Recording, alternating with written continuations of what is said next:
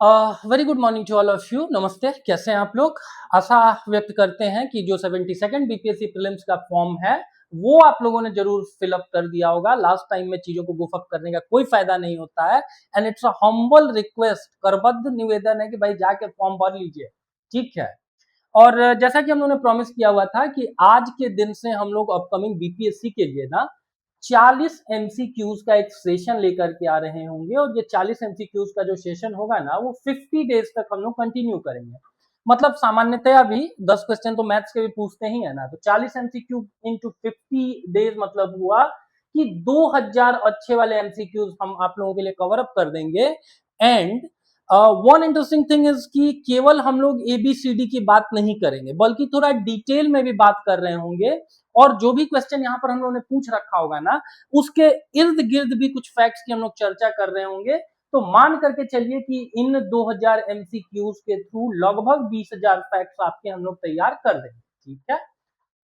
क्या इसकी खासियत है, तो वही जैसा कि हम लोगों ने बात किया कि 40 एमसीक्यूज डेली हम लोग लेकर के आएंगे। प्रयास हम लोग करेंगे कि दो सब्जेक्ट्स के 20 एमसीक्यूज डेली हम लोग आपके लिए लेकर के आए, ठीक है। एक को हम लोग अपलोड कर देंगे सुबह में और एक को किसी समय शाम में, पहला चीज, ठीक है। दूसरा चीज ये कि ये हम लोग अगर आप लोग डिमांड करेंगे तो हम लोग लाइव भी सेशन लेकर के आ रहे होंगे। बट फॉर दैट एक बार आप हमको कमेंट करके इस चीज से जरूर अवगत कराइए। लाइव सेशन अगर आप लोगों को लगता है कि वो आपके लिए ज्यादा फ्रूटफुल होगा तो वो ऐसा भी हम लोग कर रहे होंगे, ठीक है। क्या खासियत होगा कि भाई डिटेल्ड एक्सप्लेनेशन, बहुत डिटेल में लोग बात कर रहे होंगे। कई बार क्या होता है ना कि आते हुए क्वेश्चन भी बच्चे गलत करके आते हैं, पहला चीज तो वैसे मिस्टेक्स को कैसे दूर भगाना है उस पर बात करेंगे। प्लस अगल बगल की चीजों को भी देख रहे होंगे। केवल हम लोग 2000 क्वेश्चंस नहीं बल्कि मोटे तौर पर लगभग 20,000 क्वेश्चंस को कवर अप करेंगे, ठीक है। आज थोड़ा जो ओवरहेड लाइट है उसका समस्या है and that's the exact reason कि आपको मतलब थोड़ा मेरा शकल हो सकता है उतना क्लियर नहीं दिखे। बट इसको आज शाम शाम तक हम लोग इस चीज को रेक्टिफाई कर देंगे। तो और ये पीछे वाला जो बोर्ड है आई एम क्वाइट होपफुल, वो हम लोग ने टेस्ट करके देखा कि दैट इज क्वाइट क्लियर, ठीक है। तो डिटेल्ड एक्सप्लेनेशन हम लोग दे रहे होंगे, ठीक है। प्रीलिम्स का जैसा अभी का अपकमिंग का पैटर्न है, आप लोगों ने देखा है कि एईडीओ में कैसा क्वेश्चन ये लोग पूछ रहे हैं, उसी पैटर्न को मैच करते हुए क्वेश्चन हम लोग लेकर के आएंगे। और जो मल्टीपल स्टेटमेंट वाले क्वेश्चन हुए या लेंदी क्वेश्चन हुए वैसे क्वेश्चंस, और जो सिंपल वन लाइनर क्वेश्चन है उन दोनों क्वेश्चंस का एक परफेक्ट मिक्स होगा ताकि हर तरीके के क्वेश्चन के लिए आप तैयार रहें, ठीक है। हम लोगों ने प्रयास किया हुआ है कि जो लेटेस्ट पैटर्न बीपीएससी जिस पर चल रहा है उस पैटर्न के आधार पर हम लोग भी क्वेश्चन दे। और फॉर द टाइम भी ये जो माध्यम होगा जिसमें ये एमसीक्यू के सेशन हम लोग दे रहे होंगे वो हिंदी ही होगा। Not only because we people are not comfortable in the English language, ठीक है। ऐसा नहीं कि अंग्रेजी हम लोगों को नहीं आता है, but for the time being मेरा भी प्रोफेशनल कमिटमेंट है and that's the exact reason कि उतना ही मेरे पास स्पेस बच रहा है जिसमें फॉर द टाइम बीइंग हम एक ही लैंग्वेज में चीजों को लेकर के आए। बट फिर भी अगर पहले तो हम लोग बात करेंगे कि किन सब्जेक्ट्स के ऊपर हम लोग एम्फेसाइज करेंगे। और फिर भी अगर इंग्लिश मीडियम से अगर आप हैं तो हिस्ट्री में कम से कम आप सेशन को जरूर देख सकते हैं। करंट अफेयर्स में जो भी इंपॉर्टेंट चीजें होंगी उसका ट्रांसलेशन हम लोग इंग्लिश में भी डाल देंगे। और साइंस एंड टेक तो भाई वो चीजें तो मोर और लेस बाइलिंगुअल ही चलती है ना। बहुत से हिंदी माध्यम के बच्चों का कहना होता है कि जो हिंदी के टिपिकल टर्म्स होते हैं साइंस के वो हमको नहीं आते हैं। तो हम लोग इस सेशन में क्या करेंगे कि भाई वैसे जो भी टर्म्स होंगे उनका हिंदी और इंग्लिश ट्रांसलेशन लेकर के चलेंगे, ठीक है। तो अगर आप इंग्लिश मीडियम से हैं तो कम से कम इतनी चीजें करंट वाली चीजें हो गई। मतलब हिस्ट्री में तो नाम ही होते हैं ना, तो नाम तो भाई ऐसा नहीं ना कि इंग्लिश मीडियम में चेंज हो जाता है। तो उन सारे सेशंस को आप जरूर एक बार देखेंगे। और अगर हम आप लोगों की तरफ से ऐसा कमेंट आया कि इंग्लिश मीडियम को भी इसमें इंक्लूड करना चाहिए तो जरूर करेंगे। But for that we should have some confirmation कि आप लोगों का वो जेन्युइन डिमांड है, ठीक है। अब थोड़ा बात करते हैं कि इस सेशंस में हम लोग किन किन चीजों के ऊपर प्रायोरिटाइज करेंगे। पहला हम लोग प्रायोरिटाइज करने वाले हैं इतिहास के ऊपर, ठीक है। दूसरा हम लोग प्रायोरिटाइज करने वाले हैं करंट अफेयर्स के ऊपर, करंट अफेयर्स के ऊपर, ठीक है। तीसरा जिस चीज को हम लोग प्रायोरिटाइज करेंगे ना वो होगा आपका साइंस, विज्ञान एंड टेक भी, ठीक है। आप देख ही रहे ना कि कितने फ्रिक्वेंटली लोग अभी के समय में क्या कर रहे हैं ना कि क्वेश्चंस को चेंज कर रहे हैं। तो अब मान करके चलिए कि अभी तक ट्रेडिशनली केवल साइंस पूछा गया है, इसका ये मतलब नहीं है कि आने वाले समय में ये लोग टेक्नोलॉजी नहीं पूछेंगे। टेक्नोलॉजी पूछने के दो तरीके हैं, एक तो जो भी कॉन्वेंशनल टेक्नोलॉजीज चल रही हैं उनको एग्जाम में पूछ देंगे, और या फिर करंट अफेयर्स के रास्ते ही फिर से आपसे टेक्नोलॉजी के कि भाई ये बता दो कि इस साल कौन कौन से सैटेलाइट्स लॉन्च किए गए हैं, या कौन कौन सा रिसेंट टेक्नोलॉजी चर्चा में रहा हुआ है ईरान और यूएस युद्ध के मध्य। ठीक है, तो उस तरीके से फिर देखा जा सकता है। और चौथा चीज जो हम लोग जिसके ऊपर एम्फेसाइज करेंगे वो होगा Bihar special. We strongly believe कि अगर इन 4 सेक्शंस के ऊपर आपने मास्टरी अचीव कर ली तो मोटे तौर पर 110 क्वेश्चन आपके तैयार हो जाएंगे। ठीक है, बचे हुए 40 क्वेश्चन में आप चले जाइए, तो बचे हुए 40 क्वेश्चन में आपको क्या देखने को मिलेगा? बचे हुए 40 क्वेश्चन में आपको इकोनॉमिक्स देखने को मिलेगा, पॉलिटी देखने को मिलेगा और ज्योग्राफी देखने को मिलेगा। ठीक है, वो भी ज्योग्राफी का जो भी आपको बिहार स्पेशल में बहुत सारा रेफरेंस, मतलब बिहार का स्पेसिफिक जो ज्योग्राफी है वो ये लोग पूछ देते हैं, बिहार का जो स्पेसिफिक करंट अफेयर्स है, बिहार का स्पेसिफिक जो इतिहास है, हालांकि बिहार का जो एंशिएंट इतिहास है वही ओवरऑल इंडिया का भी एंशिएंट हिस्ट्री का एक मेजर पार्ट है। तो सारे सेक्शंस को हम लोग कवर करेंगे, लेकिन हम लोग प्रायोरिटाइज करेंगे इन 4 सेक्शंस के ऊपर। उसमें भी करंट अफेयर्स पे थोड़ा बात करते हैं। देखिए, अब आप लोगों ने देखा कि ईडीओ में लोग कैसा करंट अफेयर्स पूछ रहे हैं, तो ये लोग करंट अफेयर्स पूछ रहे हैं यूपीएससी जैसा मल्टी स्टेटमेंट वाले। अब वन लाइनर चीजें, स्पीडी हो गया, एडुटेरिया हो गया, वो किताबें देखिए अच्छी किताबें हैं, वन लाइनर फैक्ट्स के लिए बड़ी अच्छी किताबें हैं, बट एक चीज आप उन किताबों में जाकर के देखिएगा कि नीचे 10 एग्जाम्स के नाम लिखे हुए होंगे कि इन इन इन एग्जाम्स के लिए ये चीज एप्लीकेबल है। तो एक तरीके से शॉर्ट में चीजों को लोग कंपाइल करते हैं। इसका मतलब ये हुआ कि अब मल्टी स्टेटमेंट वाले क्वेश्चंस अगर पूछे जाएंगे तो वैसी जगहों के लिए वो किताबें बहुत फ्रूटफुल नहीं रह जाएंगी। हर एक करंट अफेयर्स के ऊपर एक लाइन का उसमें आपको करंट अफेयर्स मिलेगा, जबकि किसी भी खबर के 6-7 मल्टीपल डायमेंशन होते हैं। हम लोग करंट अफेयर्स के सेशन में प्रयास करेंगे कि इन सारी चीजों को कवर करें।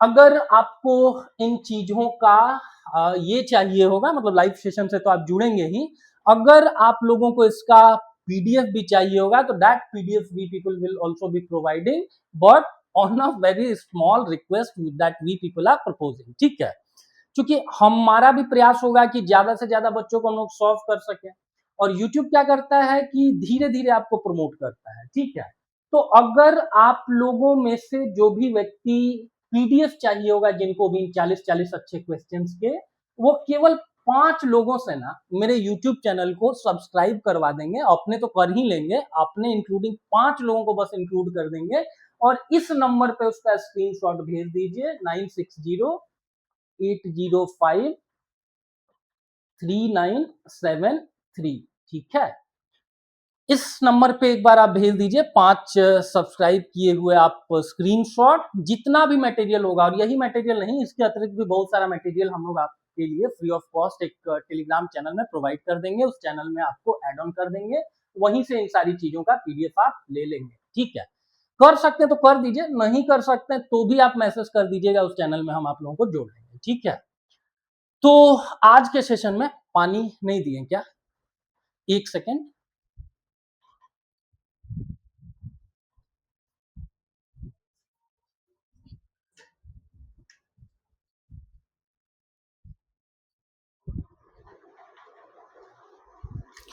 तो ये नंबर है, इस नंबर पर एक बार अगर आप लोग व्हाट्सएप कर देंगे कि हाँ मतलब मैं उस चैनल से ऐड होना चाहता हूं, तो उस टेलीग्राम चैनल में हम आपको ऐड कर देंगे।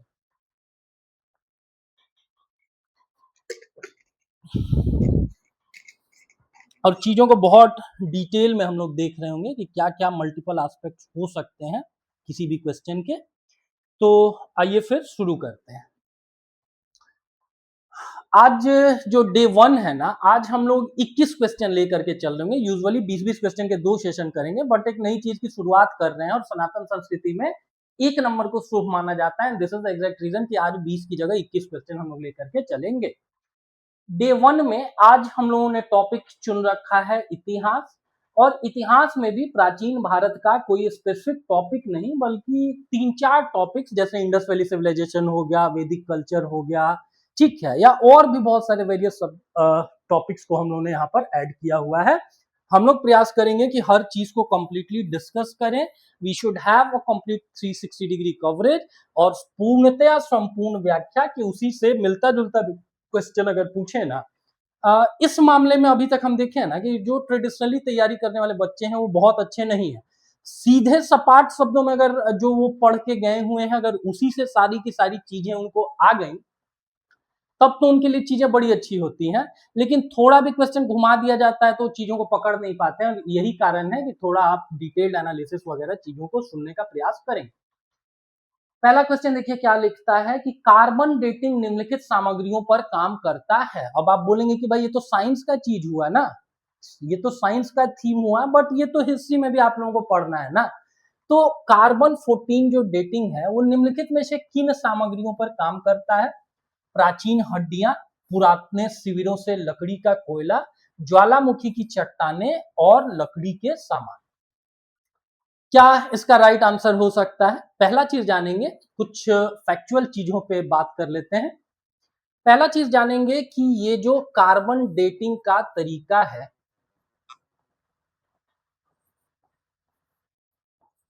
इसके लिए जो सामग्री इस्तेमाल में लाई जाती है वो है कार्बन 14, ठीक है।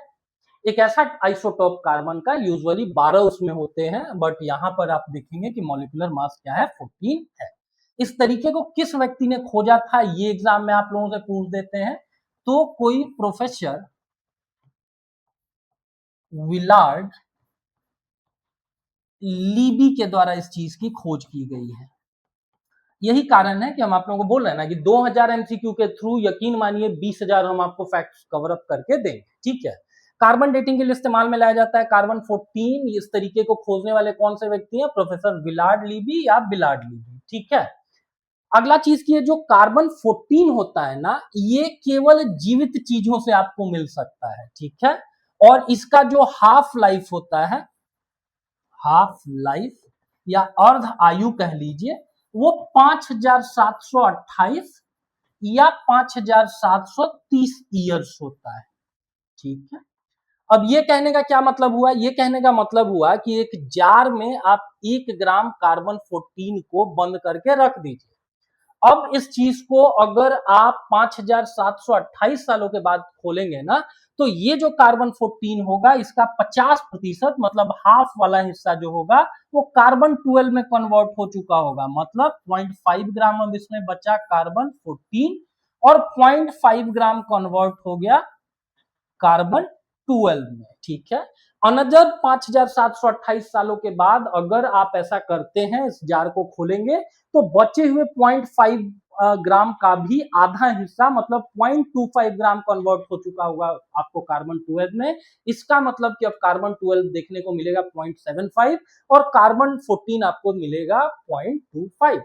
अब इस चर्चा का फायदा ये है कि भाई आपने देखा ना कि इस बार साइंस वाइंस में न्यूमेरिकल भी पूछ रखा है, आगे भी पूछेंगे, तो हो सकता है कि भाई बोल देंगे 4 हाफ लाइफ के बाद कितना बचा हुआ है, तो हमेशा आधा आधा करके ऐसे देखते चले जाएंगे कि कितना हिस्सा बच रहा है, ठीक है। वो 11th-12th में उसका फॉर्मूला वगैरह भी पढ़ना होता है, उसका आप लोगों को फॉर द टाइम बिंग जरूरत नहीं है, ठीक है। जानेंगे carbon dating, carbon 14, professor Willard Libby 5,728 साल, कार्बन 14। और इस चीज को भी जानेंगे कि ये कार्बन 14 आता कहां से। एग्जाम में पूछेगा कि कार्बन 12 कार्बन 14 में कन्वर्ट होता है, नहीं सर, नाइट्रोजन जो है ना, नाइट्रोजन 14 ही कार्बन 14 में कन्वर्ट हो जाता है। और इसका लिमिटेशन क्या है? इसका लिमिटेशन एक ही है कि ये केवल जीवित, जो कभी पुरातन कालखंड में कभी कोई चीज जीवित रहा होगा उसी पर वो ये तरीका काम आता है, ठीक है। तो हड्डियां, हड्डियां रही मतलब किसी जीव की, ये कभी जीवित रहा होगा, इसको टिक कर देंगे। लकड़ी का कोयला, आप लोगों को पता ही है ना कि भाई क्या हुआ है ना कि क्रिटेशियस काल में वोल्केनिक इरप्शन हुआ है, ठीक है। ये आप लोगों को पता है ना, ज्योग्राफी में पढ़ते हैं ना, क्रिटेशियस कालखंड में वोल्केनिक ज्वालामुखी प्रक्रिया के द्वारा क्या हुआ है ना कि भ्रंशों का निर्माण हुआ है, ठीक है, भ्रंशों का निर्माण हुआ है। अब भ्रंशों का निर्माण हुआ है, उसी में क्या हुआ है कि भाई जो पेड़ पौधे दब गए हैं वो आज के समय में कोयले के तौर पर हम लोग जानते हैं। समुद्रों में ऐसी ही गतिविधियां हुई हैं तो वो पेट्रोलियम प्रोडक्ट्स में कन्वर्ट हुए हैं और स्थल पर वही चीजें कोयला बन गई हैं। तो दैट मीन्स इसमें भी कभी ना कभी क्या रहा होगा, जीवन रहा होगा। लकड़ी मतलब पेड़ हो गया, लकड़ी का सामान मतलब वो कभी अब जीवित वृक्ष रहा होगा। लेकिन ज्वालामुखी चट्टान, हम लोग ज्योग्राफी में क्या पढ़ते हैं भाई कि आग्नेय चट्टानें वगैरह क्या करती हैं कि वस्तुओं के मूलभूत जो स्वरूप होता है ना उस पे इतना टेम्परेचर अप्लाइड होता है, उस पे इतना प्रेशर अप्लाइड होता है कि मूलभूत स्वरूप ही नष्ट हो जाता है। तो इसका मतलब कि जो आपको ज्वालामुखी चट्टाने हैं उनमें आप कार्बन डेटिंग नहीं इस्तेमाल में ला सकते हैं, ठीक है। तीन बहुत वियर्ड सा था, इसको काट देंगे और तब आपका जो राइट आंसर हो रहा होगा वो क्या हो रहा होगा, तीन को हटा दीजिए, 1, 2 और 4, ठीक है, 1, 2 और 4। देखिए यहां पर क्या लिख रखा है ये भी पढ़ देते हैं। कार्बन डेटिंग केवल उन पदार्थों पर काम करता है जो कभी जीवित रहे होंगे, पहला चीज। दूसरा चीज प्राचीन हड्डियां हो गई, ठीक है, कोयला हो गया, लकड़ी हो गया पुराना, इन सारी चीजों से कार्बन 14 डेटिंग हम लोग कर सकते हैं। एक और चीज जानेंगे यहीं पर कि लगभग 55,000 साल पुरानी अवशेषों पर ही हम कार्बन 14 डेटिंग अप्लाई कर सकते हैं, बिकॉज ये हाफ लाइफ होते होते इतना कम सामान बचता है, इतना कम कार्बन 14 बचता है कि वहां पर रेडियो डेटिंग नहीं कर सकते, ठीक है। फिर आग्नेय चट्टानों को कैसे देखते हैं, अगला एक क्वेश्चन ये पूछ देंगे, आग्नेय चट्टानों से संबंधित अगर उनकी आयु का निर्धारण करना है तो पोटेशियम आर्गन डेटिंग का उपयोग किया जाता है। इस चीज को अपनी कॉपी में नोट डाउन कर लेंगे या फिर हमारे उस टेलीग्राम चैनल से जुड़ करके उस चीजों को क्या कर लेंगे कि आप डाउनलोड कर लेंगे, ठीक है। आग्नेय चट्टानों में पोटेशियम आर्गन डेटिंग का इस्तेमाल किया जाता है। आइए दूसरा क्वेश्चन देखते हैं, सिंधु घाटी लिपि के बारे में निम्नलिखित में से कौन सा कथन सही है। इसे पूरी तरीके से हल किया जा चुका है, हल किया जाना मतलब पढ़ा जा चुका है, ठीक है, तो नहीं। इंडिया में जो सबसे पुराना लिपि है वो किसका है, वो आपको है अशोक का, ब्राह्मी लिपि है। 273 से लेकर के 232 बीसी तक कौन सा व्यक्ति रूल करता था, सम्राट अशोक करते थे। और इन्हीं के सबसे पुराने ब्राह्मी लिपि को अभी तक पढ़ा गया है, ठीक है, किसके द्वारा, तो थोड़ा इसको पतला कर लेते हैं, जेम्स प्रिंसेप के द्वारा, ठीक है। तो इसको अभी तक पूरे तरीके से नहीं पढ़ा जा सका है, ठीक है, ये गलत स्टेटमेंट हो गया। अगला चीज, यह रेखीय रूप में लिखा जाता है, मुख्यतया दाएं से बाएं। यूजुअली हम लोग अभी कैसे लिख रहे हैं, बाएं से दाएं लिख रहे हैं, जबकि इस लिपि में प्रायः दाएं से बाएं भी चीजें देखने को मिलती हैं। हर अल्टरनेट लाइन में बाएं से दाएं फिर दाएं से बाएं, ठीक है। क्या कहते हैं सिंधु घाटी की लिपि को, इसको कहते हैं बोस्ट्रो फेडन, ठीक है। और ये लिपि कैसी है, तो मुख्यतया चित्रात्मक है, ठीक है। चित्रात्मक होने के कारण ही इसको अभी तक नहीं पढ़ा जा सका है। क्यों नहीं पढ़ा जा सका है, इस चीज को देखिए, अगर हम इस तरीके से इशारा करें, इस तरीके से चित्र बना दें, हो सकता है ये 5 नंबर हो, ठीक है, हो सकता है हम किसी को थप्पड़ मार रहे हो, ये चीज हो सकता है। तीसरा हो सकता है कि कांग्रेस के हम कार्यकर्ता हो, कांग्रेस का जो चुनाव चिन्ह है वो भी क्या है, पंजा है। या हिंदुओं में जो अभय मुद्रा होती है, वरदान की मुद्रा होती है, वो होती है। चौथी चीज हो सकता है किसी को हम अपने हाथों की दिखाएं दिखा रहे हैं, तो अब चित्रों के बहुत सारे अनुमान लगाए जा सकते हैं। और यही कारण है कि भाई अभी तक इसको पूरे तरीके से पढ़ा नहीं जा सका है। इसमें 2000 से अधिक क्या है, प्रतीक है, ठीक है। तो एक चीज और जानेंगे कि सिंधु घाटी सभ्यता के साथ ही एक दो और सभ्यताएं चलती हैं, 3 और सभ्यताएं बल्कि चलती हैं, उतनी ही पुरानी, ठीक है। एक तो मिस्र की, दूसरी मेसोपोटामिया की,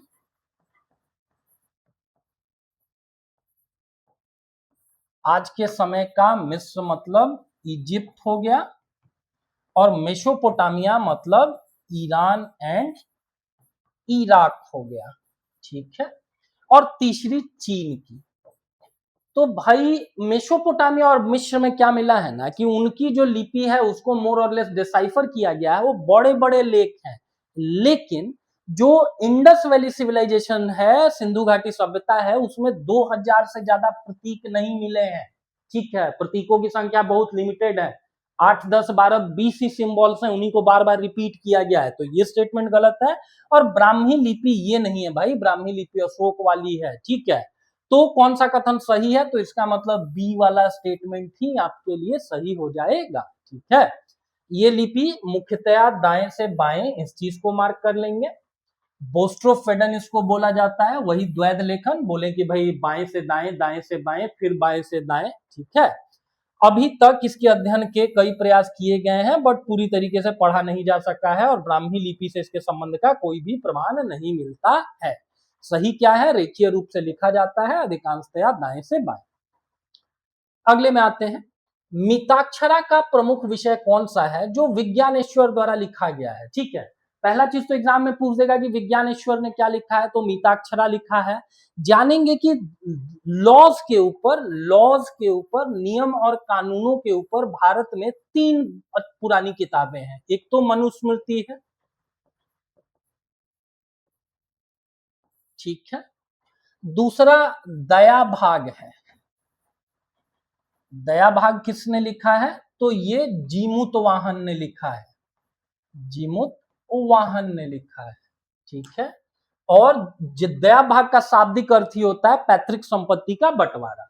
और तीसरी किताब है यही मिताक्षरा, किसके द्वारा लिखी गई है, विज्ञानेश्वर के द्वारा लिखी गई है। ठीक है, तो एक तो होता है सिविल मामला, एक होता है क्रिमिनल मामला। ठीक है, क्रिमिनल केसेस होते हैं, सिविल केसेस होते हैं।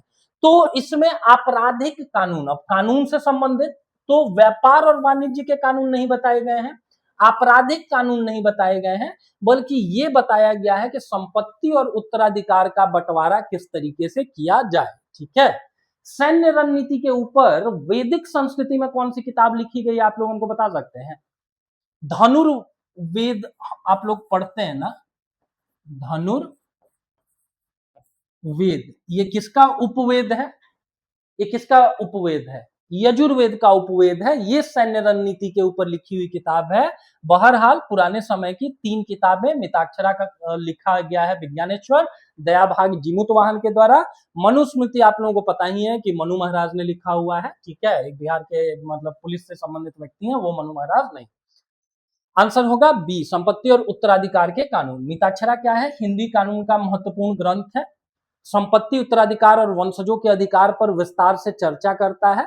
संयुक्त परिवार, जैसे एक ही पिताजी हैं, उनके बहुत सारे बच्चे हैं, उनके बीच कैसे संपत्ति का बंटवारा होगा। ठीक है, ये सारा थीम है। साथ साथ एक और किताब के बारे में जानेंगे, दया भाग या दाय भाग। दया भाग किसके द्वारा लिखा गया, जीमूत वाहन के द्वारा लिखा गया है। और हिंदू कानूनी परंपराओं के अध्ययन के बारे में मिताक्षरा है। ठीक है, मनुस्मृति से रिलेटेड और क्या जानते हैं हम, एग्जाम में पूछे कि यत्र नारी पूजयन्ते, जहां नारी की पूजा होती है वहां देवता रमते हैं, तत्र देवता रमयते। ये कहां से लिखा गया है, कहां से लिया गया है, मनुस्मृति से लिया गया है। ये किताब अपने आप में बहुत कंट्रोवर्सी में भी रहता है, आप लोगों को पता ही है। इसके अतिरिक्त आधुनिक मनु किनको कहा जाता है,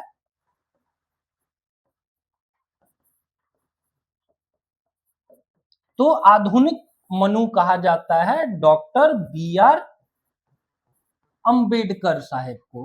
क्यों कहा जाता है, बिकॉज इन तीनों किताबों में से भी जो सबसे ऑथेंटिक किताब मानी जाती है प्राचीन भारतीय नियम कानूनों से संबंधित, वो मनुस्मृति। मतलब जिस तरीके से उस समय मनु ने पुस्तक लिखी, आज के समय में हमारे लिए नियम कानून की सबसे अच्छी पुस्तक कौन सी है, हमारा कॉन्स्टिट्यूशन है। कॉन्स्टिट्यूशन की 8 जो कमिटीज थी, उसमें भी जो सबसे इंपॉर्टेंट कमिटी थी प्रारूप समिति, या इसी को ड्राफ्टिंग कमिटी भी कहते हैं। इस ड्राफ्टिंग कमिटी को कौन से व्यक्ति हेड करते थे, तो डॉक्टर BR अंबेडकर साहब हेड करते थे। अब आप लोग भी थोड़ा इंटरेक्ट करना सीखिए, अब जा करके आप देखिए कि ये जो ड्राफ्टिंग कमिटी थी, इसके कौन कौन से 7 मेंबर्स थे। ठीक है, अगला देखिए, बंगाल एशियाटिक सोसाइटी के बारे में कौन सा कथन सही है? ठीक है, इसका मुख्य उद्देश्य यूरोपीय इतिहास और संस्कृति का अध्ययन था। इसने प्राचीन भारतीय ग्रंथों के पुनः प्राप्ति और अनुवाद में महत्वपूर्ण योगदान दिया। यह लॉर्ड डलहौजी के शासनकाल में स्थापित की गई थी। इसे मूल रूप से रॉयल एशियाटिक सोसाइटी के नाम से जाना जाता था। यूरोपीय इतिहास और संस्कृति को लेकर के जो व्यक्ति बहुत ज्यादा कॉन्सर्न था, जो अपने को सुपीरियर मानता था, अपने को उच्चतर मानता था, वो था मैकाले। मैकाले मिनट वगैरह आप लोगों को पता है, ठीक है। इसका एक स्टेटमेंट है कि यूरोपीय किसी भी लाइब्रेरी से किताबों का एक रेक उठा लीजिए, वो ज्यादा महत्वपूर्ण है, उसमें ज्यादा ज्ञान है व्हेन कंपेयर्ड विथ इंडियन और अरब वर्ल्ड, ठीक है। तो यूरोपीय इतिहास और संस्कृति के अध्ययन के लिए इसको नहीं स्थापित किया गया था। इसको स्थापित किया गया था प्राचीन भारतीय ग्रंथों के पुनः प्राप्ति और अनुवाद में महत्वपूर्ण योगदान देने के लिए, ठीक है। कब स्थापित किया गया है? 1784 में। किसके द्वारा? तो सर विलियम जोन्स के द्वारा, ठीक है। लॉर्ड डलहौजी के शासनकाल में स्थापित किया गया। लॉर्ड डलहौजी मतलब 48 से लेकर के 56, मतलब लगभग उससे 60 साल पहले आपको इस चीज को स्टैब्लिश कर दिया गया था, ठीक है। एक और क्वेश्चन पूछेगा कि किस अंग्रेज के समय में इसको स्थापित किया गया है? तो जो वॉरेन हेस्टिंग था ना, वॉरेन हेस्टिंग्स, ये कब से कब तक रूल करता है? 1772 से लेकर के 1785 तक। वो द्वैध शासन वगैरह की कहानी इसकी है। कलकत्ता में मदरसा वगैरह स्थापित करता है, या फिर जो राजकीय कोष था अंग्रेजों का, उसको मुर्शिदाबाद से कलकत्ता शिफ्ट करता है, ठीक है। तो वॉरेन हेस्टिंग के समय में ये हुआ है। रॉयल एशियाटिक सोसाइटी कहां स्थापित किया गया था? लंदन में स्थापित किया गया था। तो फिर करेक्ट आंसर तो खैर बी होगा, हम लोगों ने देखा, बट ये भी साथ में जानेंगे कि बाकी सारे ऑप्शन से क्या हम लोग सीख सकते हैं। एशियाटिक सोसाइटी ऑफ बंगाल ने प्राचीन भारतीय ग्रंथों जैसे मनुस्मृति, महाभारत और अर्थशास्त्र के अध्ययन और अनुवाद में महत्वपूर्ण भूमिका निभाई। जैसे विलियम जोन्स किस चीज को ट्रांसलेट किया है इन्होंने?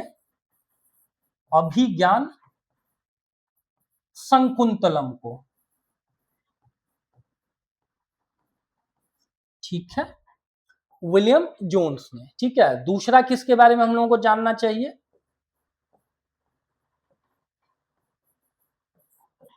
विल्किंस। विल्किंस ने किस किताब को ट्रांसलेट किया है? तो श्रीमद् भागवत गीता जी को। इसके अतिरिक्त एक और व्यक्ति का नाम जानेंगे, मैक्स मूलर। मैक्स मूलर ने sacred book of the east लगभग 50 भारतीय किताबों को, 50 पौराणिक भारतीय किताबों को ट्रांसलेट किया है मैक्स मूलर ने, कॉमन नाम से sacred book of the east. और इन किताबों में से महत्वपूर्ण किताबें हैं। एग्जाम में पूछेगा कि भाई ठीक है, सब तुमको पता है, श्रीमद् भगवत गीता पता है, विज्ञान शकुंतलम पता है, हिंदुओं का जो सबसे पुराना, बल्कि दुनिया का सबसे पुराना जो किताब है ऋग्वेद, उसको इंग्लिश में किसने ट्रांसलेट किया? मैक्स मूलर ने किया। या यूरोपीय भाषाओं में ट्रांसलेट किसने किया? तो मैक्स मूलर ने किया। ऋग्वेद हो गया, हितोपदेश हो गया,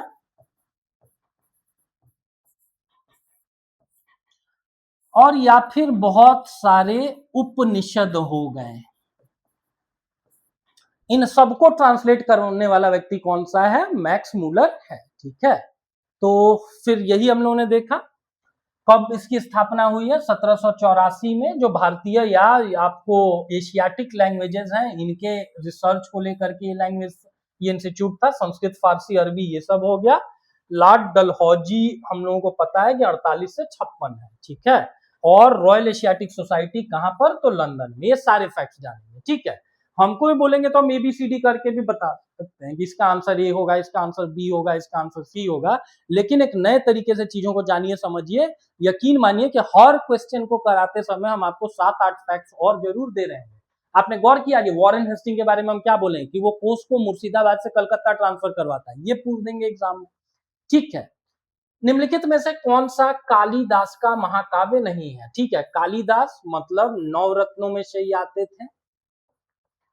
किसके राज दरबार के? तो चंद्रगुप्त, 2 विक्रमादित्य के। इनका शासनकाल कब से कब तक रहा हुआ है? चंद्रगुप्त विक्रमादित्य का 375 से लेके 415 एडी। ये भी गौर करेंगे कि वहां पर एडी लिखा हुआ है या बीसी लिखा हुआ है, बीसी नहीं बल्कि एडी। ठीक है, कालिदास ने क्या क्या लिखा हुआ है देखते हैं। मेघदूतम लिखा हुआ है, रघुवंशम लिखा हुआ है, विक्रमांको उर्वशीयम लिखा हुआ है, लेकिन कादंबरी नहीं लिखा हुआ है। कादंबरी किन्होंने लिखा हुआ है? कादंबरी लिखा गया है बाणभट्ट के द्वारा, वही बाणभट्ट जो हर्षचरित भी लिखते हैं। तो बाकी जो किताबें हैं वो सब की सब लिखी गई हैं किसके द्वारा? कालिदास के द्वारा। ठीक है, कादंबरी लिखा गया है बाणभट्ट के द्वारा। इसके अतिरिक्त कालिदास ने लिखा हुआ है मेघदूतम। मेघदूतम का थीम क्या है भाई? तो मेघदूतम का थीम है, आप लोगों को पता है कि कुबेर जो धन के राजा हैं उनकी नगरी का नाम है अलकापुरी। वहां से कि यक्ष को निकाल दिया गया और यक्ष को श्राप दे करके निकाला गया कि 1 साल तक तुम अपनी बीबी से नहीं मिल पाओगे। वो प्रेमवश क्या करता है कि अपनी बीबी तक मेघ को दूत बना करके भेजता है। ठीक है, मेघ मतलब बादल, कि बादल तुम ही जाओ मेरे घर के पास से गुजरना तो मेरी वाइफ को ये सर्टेन मैसेज दे देना। ठीक है, अब बात करते हैं रघुवंशम की। रघुवंशम क्या है भाई? रघुवंशम क्या है? भगवान राम की वंशावली है। ठीक है, भगवान राम के पूर्वजों में से आते हैं। रघु हो गए, राजा हरिश्चंद्र हो गए। ठीक है, रामायण जाकर के देखिए, भगवान राम बार बाद में एक सेंटेंस बोलते हैं कि हम रघुवंशियों ने एक बार डिसाइड कर लिया तो वो काम होगा। उनकी कहानी है। ठीक है, अगला देखिए, अगला क्या है? विक्रमांको उर्वशियम। ये किसकी कहानी है? ये राजा पुरुरवा और उर्वशी की कहानी है। एक अप्सरा थी ना उर्वशी, उनकी कहानी है। ठीक है, कुमार संभवम फिर किनकी कहानी है वो देखते हैं। आप लोगों को पता है ना कि एक राक्षस ने ऐसा वरदान मांगा था ब्रह्मा जी से कि भाई हमको तुम अमर कर दो। ब्रह्मा जी बोले अमर अमर कोई नहीं, किसी को नहीं किया जा सकता है। फिर उस राक्षस ने कहा कि ठीक है, हमको यही वरदान दे दो कि जो शिव और पार्वती के पुत्र होंगे वही हमको मारेंगे। राक्षस बहुत ट्रिकी था, उसको लगा कि भाई शंकर जी जब तपस्या करते हैं तो सालों साल तपस्या करते हैं, तो कम से कम हजारों साल तो हम जिंदा रहेंगे। तो भगवान शिव के पुत्र कार्तिकेय के जन्म की कहानी है। कार्तिकेय के जन्म की कहानी है कुमार संभवम, मतलब संभव हुआ किस चीज का? कुमार का जन्म संभव हुआ। किनके कुमार? तो भगवान शिव और माता पार्वती के कुमार। ठीक है, अगला देखिए, मालविकाग्निमित्र। मालविकाग्निमित्र किसकी कहानी है? यहां लिख देते हैं, मालविकाग्निमित्र। ये मालविका और अग्निमित्र शुंग की कहानी है। अग्निमित्र शुंग कौन से व्यक्ति थे? तो पुष्यमित्र शुंग के बेटे थे। और पुष्यमित्र शुंग कौन से व्यक्ति हैं? जो 185 बीसी में आखिरी मौर्य राजा बृहदत्त की हत्या करते हैं। बृहदत्त की हत्या करने के साथ वो क्या करते हैं कि शुंग डायनेस्टी को स्टैब्लिश करते हैं। ठीक है, तो मालविकाग्निमित्र हम लोगों ने देखा। और अभिज्ञान शकुंतलम तो सबको पता है कि भाई शकुंतला और शांतनु की कहानी है, जिनके बेटे के नाम पर, भरत के नाम पर आज के समय में हमारे देश का नाम भारत पड़ा है। तो देखिए कितने सारे फैक्ट्स हम आप लोगों को बता रहे हैं। मेघदूतम का थीम पूछ देगा, रघुवंशम पूछ देगा, विक्रमांको उर्वशियम पूछ देगा। यही कारण है कि भाई हम आप लोगों को बोले ना कि इन्हीं 2000 क्वेश्चंस के थ्रू हम आपको 20,000 फैक्ट्स कम से कम तैयार करवा करके देंगे।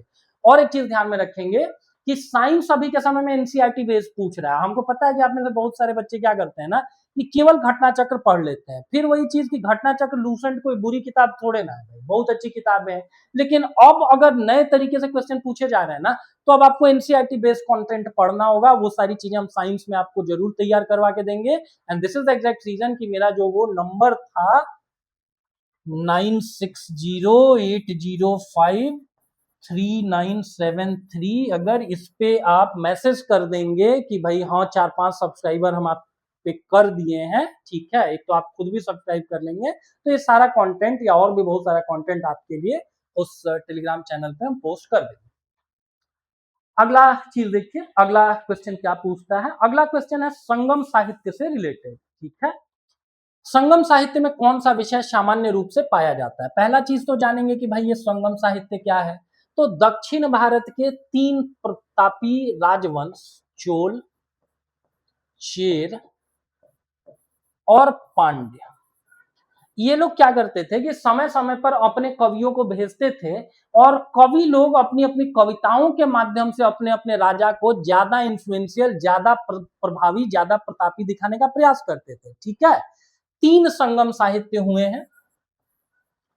पहला और तीसरा जो हुआ है ये हुआ है मदुरई में, और जो सेकंड वाला हुआ है वो हुआ है कपाटपुरम में, ठीक है। इस एक फैक्ट को जानेंगे कि संगम साहित्य पहला की कौन से राजवंश अपने अपने रिप्रेजेंटेटिव्स को भेजते थे, तो चोल, चेर और पांड्य लोग भेजते थे। और ये भी जान रहे होंगे कि पहला और जो तीसरा वाला है वो मदुरई और दूसरा वाला कपाटपुरम। जो पहला वाला है इसकी अध्यक्षता किसके द्वारा की गई है, तो अगस्त्य के द्वारा की गई है। दूसरा वाला किसके द्वारा किया गया है, तो दूसरा वाला अगस्त्य ऋषि के द्वारा किया गया है। और तीसरा वाला किसके द्वारा अध्यक्षता की गई है, तो नक्कीकर के द्वारा किया गया है, ठीक है। अध्यक्षता भी एग्जाम में पूछ देते हैं, याद रखेंगे। अगस्तस हो गए, इसके अतिरिक्त अगस्त हो गए, और तीसरे वाले के नक्कीकर हो गए, ठीक है। अब इसका थीम पूछा है कि थीम क्या है, ठीक है। तो भाई मेरे राजा अगर हमको पैसा दे रहे हैं कि तुम जाओ वहां पे जाके बाकी 2 राजवंशों के कवियों को बताओ कि मेरा राजा इतना प्रतापी है, अगर सामने वाला बोले कि उसके पास 10,000 सेना है तो तुम फेंक करके चले आना कि मेरे पास 40,000 है, ताकि वो दोनों लोग डरे। तो इसका मतलब कि भक्ति और पूजा, किसी ईश्वर इत्यादि की बात नहीं की गई है, दैट मीन्स भक्ति और पूजा गलत हो जाएगा। बौद्ध दर्शन से भी इसका कुछ लेना देना नहीं है, और उतने पुराने समय में वैज्ञानिक आविष्कारों से भी इसका कुछ भी लेना देना नहीं है। तीनों राजवंश के जो कवि होते थे वो क्या करते थे कि अपने अपने राजा के बारे में बखान करते थे कि मेरे राजा प्रेम में इतने अच्छे हैं, ठीक है, उन्होंने इतनी शादियां की हैं, वो लोगों के प्रति इतना करुणा का भाव रखते हैं, इतने अच्छे से अपने राज्य का संचालन करते हैं। और युद्ध के बारे में तो सोचना भी मत, मेरे राजा से लड़ने भिड़ने आ गए तो मेरे राजा तुमको तोड़ करके रख देंगे। तो फिर इसका जो थीम होगा वो करेक्ट आंसर होगा बी। क्या होगा, प्रेम और युद्ध। संगम साहित्य को 2 प्रमुख विषयों में बांटा गया है। अहम मतलब आंतरिक जीवन, आपके राजा का जो प्रेम है वो कि वो कितने प्रेमी आदमी है, और पूरम मतलब बाहरी जीवन की युद्ध और वीरता, ताकि बाकी 2 राजवंश आपसे डरे, ठीक है। अगला देखिए, बंगाल एशियाटिक सोसाइटी के संस्थापक कौन से व्यक्ति थे, तो हम लोगों ने देखा सर विलियम जोन्स साहेब ही हैं, ठीक है। किस ईयर, 1784, इस चीज को ध्यान में रखेंगे। और इसकी स्थापना हुई है वॉरेन हेस्टिंग के समय पे, जो 1772 से 85 तक रूल करता है, ठीक है। लॉर्ड कॉर्नवालिस कब से कब तक, 1786 से लेकर के 93 तक, ठीक है। वॉरेन हेस्टिंग क्या करता है, राजधानी आपको जो राजकोष है उसको मुर्शिदाबाद से कोलकाता शिफ्ट करता है। इसके अतिरिक्त ये इजारेदारी सिस्टम लाता है। इजारेदारी मतलब एक तरीके से समझ सकते हैं ठेके पे, कि हम इस जमींदार को इतने में ठेका दे देते हैं कि 400 रुपया दो और बदले में उस पूरे जिले से तुम क्या करो, भू राजस्व की वसूली करो। इजारेदारी सिस्टम को ही एक तरीके से मॉडिफाई कर देता है लॉर्ड कॉर्नवालिस जमींदारी सिस्टम में, जमींदारी सिस्टम में, ठीक है। करेक्ट आंसर तो होगा आपको विलियम जोन्स, लेकिन बाकी सारी चीजों को भी थोड़ा हम लोग ब्रीफली डिस्कस कर लेते हैं।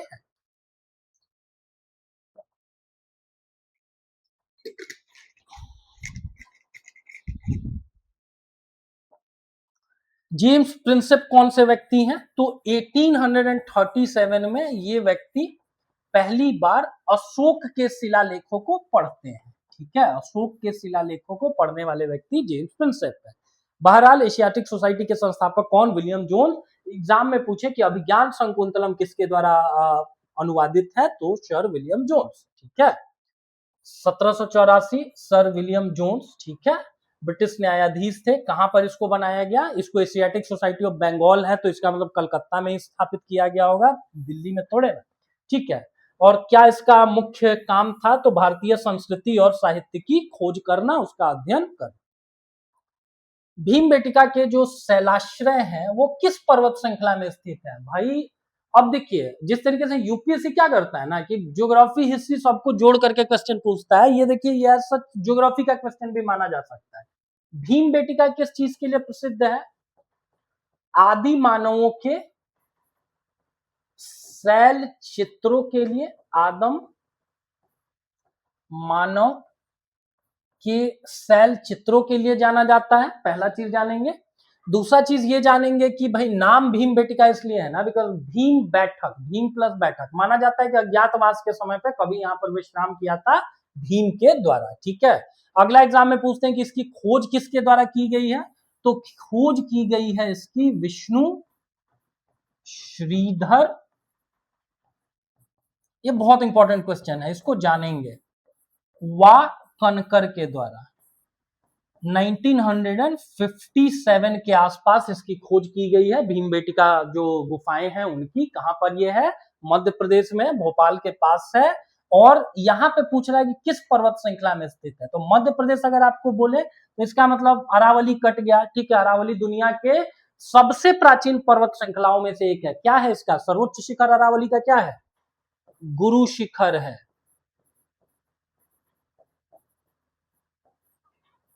ठीक है, पश्चिमी घाट भी नहीं हो सकता है बिकॉज पश्चिमी घाट भी मध्य प्रदेश में नहीं है, एमपी में नहीं है।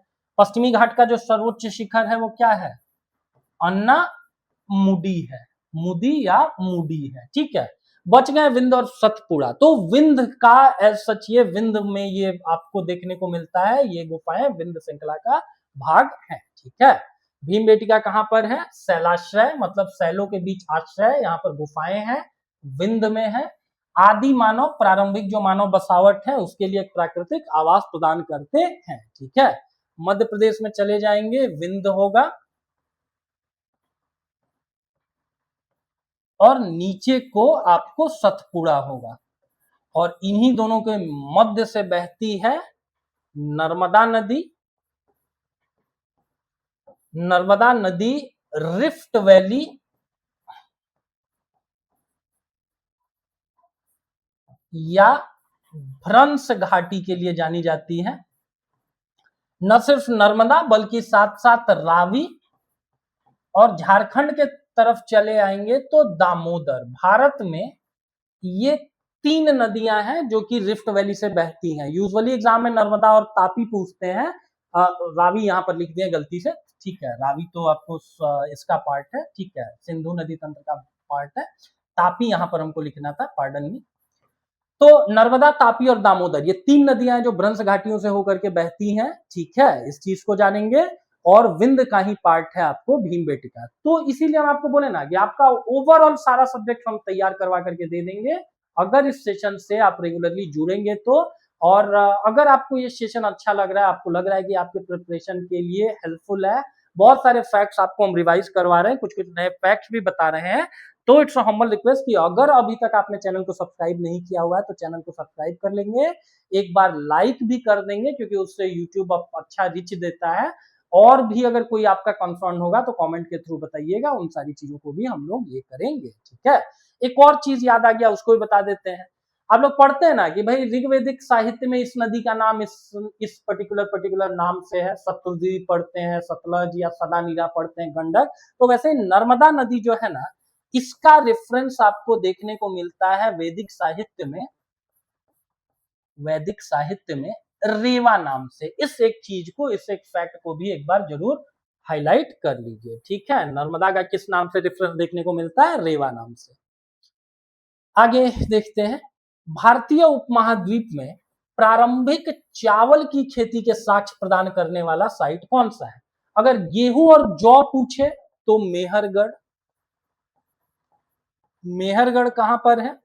अभी for the time being Pakistan के बोलन दर्रे के ये पास है, इस चीज को जानेंगे। ये सारे क्वेश्चन पूछते रहते हैं। बुर्ज होम कहां पर है? इसको थोड़ा बुर्ज होम कर लेंगे। ये आपको जम्मू एंड कश्मीर में है। क्या इसका सिग्निफिकेंस है? तो यहां पर भूमिगत घर प्लस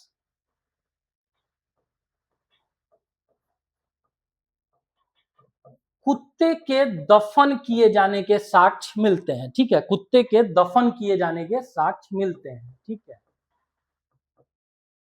बुर्ज होम जानेंगे कहां पर है? कश्मीर में। वहां का एक और साइट जान रहे होंगे, बुर्ज होम अक्सर एग्जाम में पूछते हैं, हो सकता है इस बार दूसरा वाला साइट पूछ दे, गुफ कराल।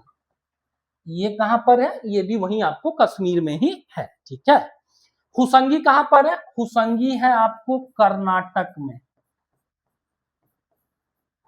ठीक है, इसके अतिरिक्त दाऊजली हेडिंग कहां पर है? तो ये नॉर्थ ईस्ट में है। नदियों के हिसाब से कभी कभी पूछ देते हैं, तो नदियों के हिसाब से जानेंगे कि ब्रह्मपुत्रा नदी घाटी में अवस्थित है।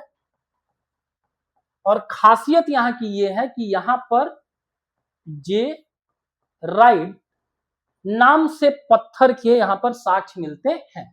अब आते हैं क्वेश्चन की तरफ। प्रारंभिक चावल की खेती के साक्ष्य जो मिले हुए हैं ना, वो कोल्डी हवा में, ऐसे भी लिखते हैं कोल्दी हवा भी लिखते हैं और ऐसे कोल्डी हवा भी लिखते हैं। ठीक है, तो कोल्डी हवा में आपको प्रारंभिक चावल की खेती के साक्ष्य मिलते हैं। ठीक है, उत्तर प्रदेश में कोल्डी हवा है। अभी आपने क्या पढ़ा कि ये जो मेहरगढ़ है ये है बोलन दर्रे के पास, और जो कोल्डी हवा है वो है बेलन नदी घाटी में अवस्थित। दो साइट्स यहां पर हैं, एक तो कोल्डी हवा है, दूसरा महागढ़ा है वहीं पे पास में। ये दोनों के दोनों बेलन नदी घाटी के में अवस्थित हैं और ये जगह मिर्जापुर या प्रयागराज के पास है। मतलब कहने का मतलब प्रयागराज के आसपास का और भी कोई जगह दे तो उसके आसपास ही अवस्थित है। प्रारंभिक चावल की खेती के साक्ष्य मिलते हैं। साथ साथ महागढ़ा में जाइए तो जानवरों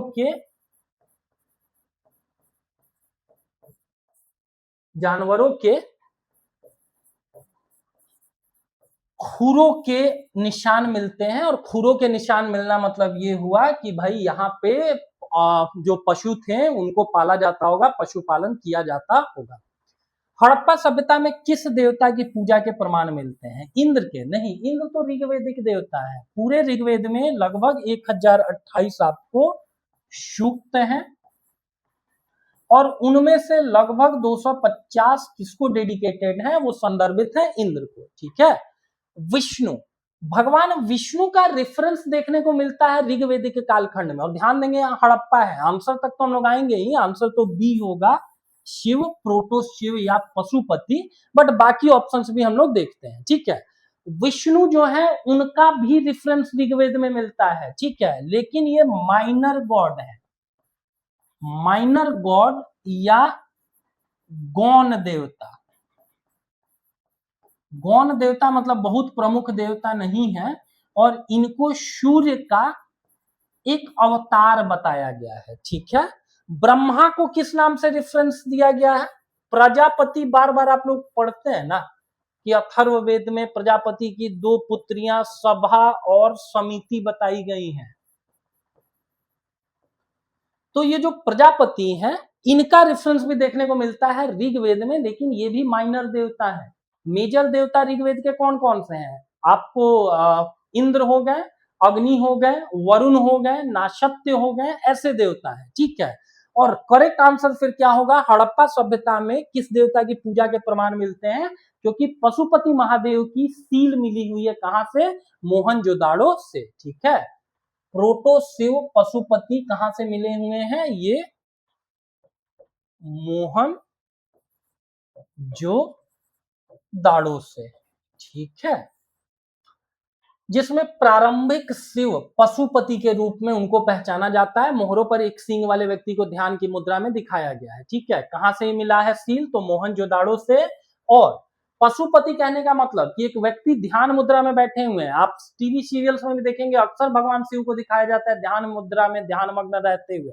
अभी हम लोगों ने कुमार संभवम की कहानी क्या जानी, कि भाई एक डीमन था जो ये वरदान मांग लिया कि भगवान शिव का जब तक तपस्या नहीं टूटेगा तब तक हमको जिंदा रहने दो। ठीक है, क्योंकि उसको पता था कि भगवान शिव तपस्या में गए तो करोड़ों सालों तक रहेंगे। तो ध्यान लीन अक्सर भगवान शिव होते हैं, इसीलिए ऐसा माना जाता है कि भाई भगवान शिव का ही यहाँ पर चित्रण किया गया है। पशुपति उन्हीं को कहा जाता है। पशु मतलब पशुओं के स्वामी, तो किन किन पशुओं का चित्रण किया गया मोहनजोदाड़ो की सील के ऊपर, ये भी एग्जाम में पूछ देते हैं। याद रखेंगे ETBR+2D, मतलब ई से एलिफेंट हाथी, टाइगर मतलब यहां पर आपको शेर को दिखाया गया है। ठीक है, मतलब बाघ शेर उतना उसको आप कंक्लूसिव तरीके से थोड़े बोल सकते हैं इतने छोटे सील को देख के कि वो शेर है या बाघ है। बफेलो या भैंस को दिखाया गया है, भैंसे को दिखाया गया है। और राइनो यानी कि गैंडे का चित्रण किया गया है। ठीक है, और साथ में 2 डियर मतलब 2 हिरने हैं, 2 हिरने हैं। ठीक है, तो इस चीज को ध्यान में रखेंगे कि आरंभिक कालखंड से माना जाता है कि भाई हड़प्पा सभ्यता में किस देवता की पूजा के प्रमाण मिलते हैं, तो प्रमाण मिलते हैं शिव या प्रोटो शिव के। ठीक है, हड़प्पा का जो परिपक्व वाला कालखंड है वो माना जाता है 2600 से लेकर के 1900 BC। ठीक है, और आगे जाकर के ऋग वैदिक कालखंड प्रारंभ हो जाता है, या वैदिक कालखंड प्रारंभ हो जाता है 1500 BC से लेकर के 1000 BC। और उत्तर वैदिक कालखंड प्रारंभ हो जाता है 1000 BC से लेकर के 600 BC। और 600 BC से फिर प्रारंभ हो जाता है महाजनपद काल, 600 BC। ध्यान रखेंगे कि लूसेंट जब आप पढ़ेंगे ना तो लूसेंट में दिया हुआ है कि हड़प्पा का जो कालखंड है वो 2500 से लेकर के 1750 BC। अब ये सारी इतनी पुरानी कहानी है कि बहुत कंक्लूसिव तरीके से तो नहीं बोला जा सकता है, लेकिन एनसीईआरटी अगर कुछ लिख रखा है तो उसका ऑथेंटिक वो ज्यादा ऑथेंटिक है, वो ज्यादा प्रमाणिक है। तो अब से इस चीज को आप ज्यादा ध्यान में रखेंगे। ठीक है, ये सोच करके मतलब वहां एग्जाम में प्राण नहीं देने लगेंगे कि भाई 2500 से लेकर 1750 BC हम पढ़ के आए और वो तो ऑप्शन में दिख ही नहीं रहा है। ठीक है, तो इतनी पुरानी चीज है, इनमें इतना फ्लेक्सिबिलिटी होता है। फ्लेक्सिबल होंगे तभी रिजल्ट अभी होगा। ठीक है, अब वो रटा रटा फैक्ट आधारित केवल आपका एग्जाम क्लियर नहीं होगा। अगले में आइए देखिए क्या लिख रखा है। निम्नलिखित में से कौन सा हड़प्पाई अर्थव्यवस्था की विशेषता नहीं है, मानकीकृत तौल प्रणाली। हम लोगों ने देखा हुआ है कि इनका जो कैलकुलेशन होता था वो 16 बेस्ड होता था, माप तौल 16 बेस्ड होता था, इसीलिए अभी भी हम लोग 1 रुपए में 16 आने ही मानते हैं। ठीक है, समुद्री व्यापार हम लोगों ने देखा हुआ है कि भाई मेसोपोटामिया वालों के साथ, मिस्र वालों के साथ इनका बिजनेस होता था, और वहां के लोग यहाँ के लोगों को कहते थे मेलूहा, नाविकों का देश। नाविक मतलब नौका, नौका मतलब समुद्री व्यापार। ठीक है, कपास की खेती, कपास हम लोगों ने जाना हुआ है कि सिंडन नाम इस क्षेत्र को दिया गया था। ठीक है, क्योंकि यहां पर कपास की आपको खेती होती थी। ठीक है, तो क्या विशेषता नहीं है, नहीं वाला ऑप्शन फिर हो जाएगा आपको लोहे के औजारों का व्यापक उपयोग। ऐसा माना जाता है कि लोहे के ऊपर मास्टरी इन लोगों की नहीं थी, लोहे के ऊपर मास्टरी थी किन लोगों की? आर्यन लोगों की। आर्यंस ने क्या किया है कि लोहे के ऊपर उनकी मास्टरी थी, तब उन्होंने गंगा यमुना दोआब से जंगलों को साफ किया, खेतीबाड़ी प्रारंभ किया। इवन मोहनजोदाड़ो, जिसका शाब्दिक अर्थ होता है मृतकों का टीला, ठीक है, मृतकों का टीला, आंसर तो इसका बी हो जाएगा, मृतकों का टीला। बहुत समय तक इतिहासकारों ने, विदेशी इतिहासकारों ने यह बोल के भारतीयों को लड़वाने का प्रयास किया कि आर्यन दूसरे देश से आए और उन्होंने जो मोहनजोदाड़ो है वहां के लोगों की हत्या कर दी। लेकिन जब क्योंकि वहां पर एक कुएं से बहुत सारे मृतकों के कंकाल मिले, लेकिन जब उन कंकालों को एग्जामिन किया गया लैब में तो पता चला कि किसी भी कंकाल के ऊपर कट मार्क नहीं था। इसका मतलब हत्या नहीं की गई थी। हो सकता है कोई रिचुअल हो, ऐसे भी मरने के बाद आदमी कहीं ना कहीं लाश को ठिकाने लगाता है ना, कुछ लोग जलाते हैं, कुछ लोग दफनाते हैं, हो सकता है वहां पर कुएं में फेंक दिया जाता रहा होगा। बहरहाल लोहे के औजारों का व्यापक उपयोग किसकी विशेषता है? तो ये आर्यन लोगों की विशेषता है। बहुत बड़े पैमाने पर वहां हथियार भी नहीं मिले हुए हैं। इसका मतलब वो लोग बिजनेस लोग माइंडेड लोग थे, न कि लड़ने भिड़ने वाले लोग थे।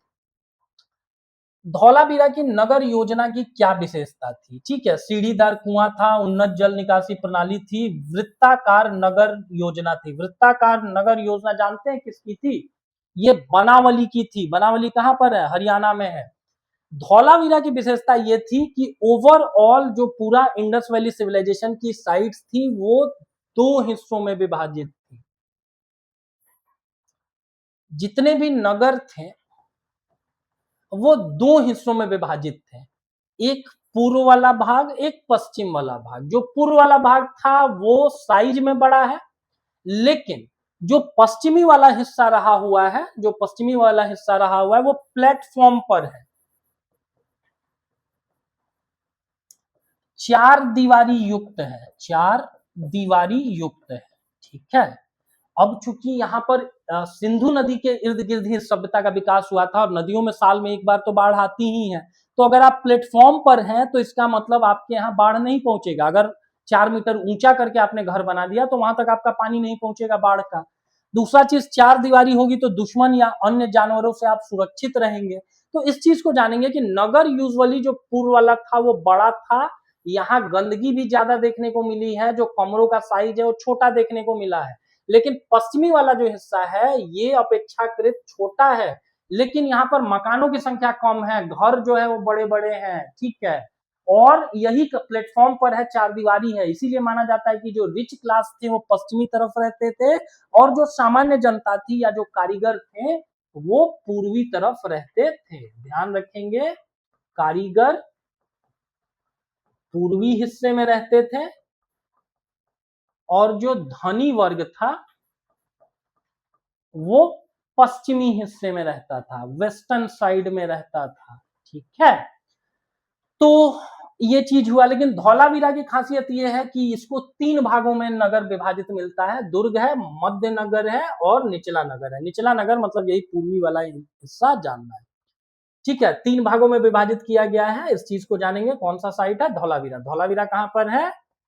गुजरात में। अगला क्वेश्चन जानेंगे, कौन सा उपनिषद वैदिक दर्शन का मुकुट कहलाता है? ठीक है, हम पानी पी लेते हैं, तब तक इस क्वेश्चन को आप लोग एक बार सोचिए कि इसका जवाब क्या हो सकता है। ठीक है, कौन सा उपनिषद वैदिक दर्शन का मुकुट कहलाता है? क्या ये मुंडकोपनिषद है, छांदोग्य उपनिषद है, बृहदारण्यक उपनिषद है या श्रीमद् भागवत गीता है?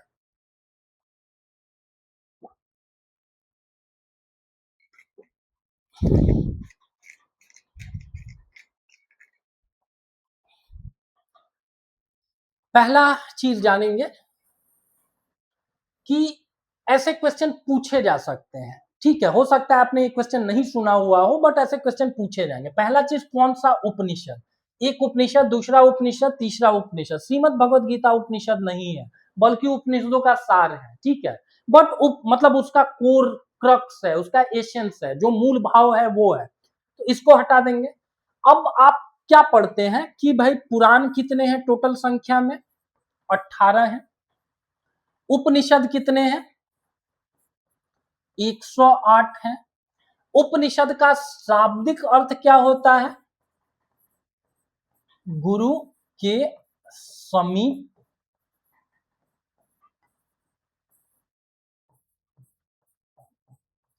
बैठना। ठीक है, गुरु के समीप बैठना। जो सबसे बड़ा उपनिषद है वो कौन सा है? बृहदारण्यक उपनिषद है, और यही कारण है कि इसको वैदिक दर्शन का मुकुट भी कहा जाता है। ठीक है, और कुछ कुछ चीजें देखते हैं इसके बारे में। बृहदारण्यक जो उपनिषद है सबसे पुराना और सबसे महत्वपूर्ण उपनिषद है, जो आत्मा और ब्रह्मा के बारे में गहन दार्शनिक विचार प्रस्तुत करता है। पहला चीज जानेंगे कि भाई वैदिक साहित्य के लिखने का क्रम क्या है। वेद, वेदों के बाद लिखे गए ब्राह्मण, उसके बाद लिखे गए अरण्यक, और सबसे आखिर में लिखे गए उपनिषद। और इन्हीं चारों प्रकार की किताबों के साथ जो भी ऑथेंटिक वैदिक लिटरेचर था उसका अंत हो गया, इसीलिए सबसे आखिर में लिखे जाने के कारण उपनिषदों को वेदांत भी कहा जाता है। वेदांत मतलब वेद प्लस अंत। ठीक है, वैदिक साहित्य का अंत। अगला चीज जानेंगे कि ये जो बृहदारण्यक उपनिषद है ना, इसी में एक लाइन है अहम ब्रह्मास्मि। ब्रह्मा मतलब ईश्वर, हम में से हर व्यक्ति के अंदर ईश्वर है, ये भाव कहां से निकलता है? बृहदारण्यक से निकलता है। अगला, याज्ञ वल्लक ऋषि और गार्गी का जो संवाद है वो किस किताब में दिया गया है? ये भी बृहदारण्यक में ही दिया गया है। ठीक है, उपनिषद में दिया गया है। होता यह है कि जनक जो राजा थे वो एक बार धार्मिक चर्चा के लिए ऋषियों को बुलाते हैं, और उसमें बोलते हैं कि जो सबसे नॉलेजेबल आदमी होगा, जो सबसे विद्वान आदमी होगा, उसको हम 1000 गाय देंगे। अब कोई आदमी खुद से थोड़ा ना क्लेम करेगा कि भाई हम दुनिया के सबसे बड़े विद्वान आदमी हैं। कोई नहीं उठ रहा था, लेकिन आखिर में याज्ञवल्क्य बोलते हैं कि हम सबसे बड़े विद्वान हैं, हमको 1000 गायें दे दी जाए। उनको काउंटर करती हैं गार्गी, और जो विद्वान महिलाएं होती थी जिन्होंने वेदों में कुछ कुछ श्लोकों की रचना की है, उनको कहा जाता था ब्रह्मवादिनी। तो गार्गी हो गई, लोपा हो गई, सिकता हो गई। ठीक है, ये सारे के सारे ब्रह्मवादिनियां थी। तो गार्गी काउंटर करते हुए बोलती है ना कि भाई उस आदमी से बड़ा बेवकूफ तो कोई नहीं हो सकता है जो खुद से बोल रहा हो कि हम बहुत तेज आदमी है, बहुत बुद्धिमान है। तो अहम ब्रह्मास्मि या याज्ञवल्क्य गार्गी संवाद कहां पर दिया गया है? तो बृहदारण्यक उपनिषद में दिया गया है। ठीक है, और एक चीज जानेंगे कि जो उपनिषद है ना, इसमें देवी देवताओं की चर्चा नहीं की गई है। ये सेक्युलर नेचर के हैं। इनका नेचर क्या है? सेक्युलर है। सेक्युलर कहने का मतलब ये हुआ कि इसमें देवी देवताओं की चर्चा नहीं की गई है, इसमें बस संवाद दिया गया है, जो भी आध्यात्मिक दर्शन है। प्रसिद्ध वाक्य एक सत्य विप्र बहुधा वदंती। सत्य एक ही है। विप्र मतलब ब्राह्मण या नॉलेजेबल आदमी, विद्वान आदमी। बहुधा मतलब बहुत तरीके से, और वदंती मतलब कहते हैं, बोलते हैं। ये बहुत फेमस लाइन है हिंदूज का। प्रसिद्ध वाक्य एक सत्य, दुनिया में एक ही सत्य है जिसको विप्र बहुधा वदंती। ठीक है, जिसको जो विप्र लोग हैं, जो ज्ञानी लोग हैं, वो लोग अलग अलग तरीके से एक्सप्रेस करते हैं। ये लाइन कहां से उठाया गया है? तो ये लाइन उठाया गया है ऋग्वेद से। बहुत पोटेंशियल क्वेश्चन है, इस चीज को जरूर ध्यान में रखेंगे। ऋग्वेद में टोटल 1028 क्या है? श्लोक हैं। और श्लोकों को क्या कहा जाता है? या तो ऋचा कहा जाता है या सूक्त कहा जाता है। और सूक्त का मतलब होता है वेल सेड। वेल सेड, अच्छे तरीके से बोला गया। ठीक है, तो ऋग्वेद से लिया गया है एक सत्य विप्र बहुधा वदंती। दुनिया में एक ही सत्य है, उसी को विद्वान लोग अलग अलग तरीके से एक्सप्रेस करते हैं। वो गोस्वामी तुलसीदास जी भी लिख करके गए हैं ना, हरि अनंत हरि कथा अनंता, कहूं सुनहु बहुविधि सब संता। मतलब भगवान विष्णु अनंत हैं, भगवान विष्णु के नाम अनंत हैं, जिसको कि विद्वान लोग अलग अलग तरीके से एक्सप्रेस करते हैं। ठीक है, तो वैसे ही लाइन यहाँ पर भी दी गई है, ऋग्वेद में है। ये सब मत याद रखिएगा, ठीक है। मंडल कहाँ से उठाया गया इतना आप याद भी नहीं रख पाएंगे, एग्जाम में पूछेगा भी नहीं, ठीक है। आध्यात्मिक विविधता में एकता को दर्शाता है, मतलब कम से कम इंडिया से जितने भी धर्म ओरिजिनेट किए हैं ना, बुद्धिज्म हो गया, जैनिज्म हो गया, हिंदू संस्कृति तो है ही, सिखिज्म हो गया, इन सब में है कि आपके ईश्वर अलग होने का मतलब ये नहीं होता है कि आप मेरे शत्रु हैं, ठीक है। आप नास्तिक होकर के भी क्या हो सकते हैं, धार्मिक व्यक्ति हो सकते हैं, उसको भी हम कभी एक्सप्लेन किए ही हुए हैं, एक वीडियो में जाकर के देखिएगा कैसे। यहाँ पर केवल हम लोग एमसीक्यूज ही देख रहे होंगे। ऋग्वेद में गविष्टि या गविष्टि शब्द किसका संकेत है, ठीक है। जानेंगे कि गाय, उस समय धन का जो सबसे प्रमुख स्रोत होती थी वो होती थी गाय। जो बहुत रिच आदमी होता था उसको कहा जाता था गोमत, धनी व्यक्ति को कहा जाता था गोमत, जो अभी के मुकेश अंबानी साहब हो गए, ठीक है। गाय को कहा जाता था अघन्या, जिसकी हत्या नहीं की जाए। मतलब कोई अभी के समय में देखिए सोना कितने हायर रेट पर जा रहा है, तो अभी के समय में कोई अपने घर का सोना थोड़े ना बाहर निकाल के फेंक देगा। तो वैसे ही उस समय धन का प्रमुख स्रोत थी क्या, गाय।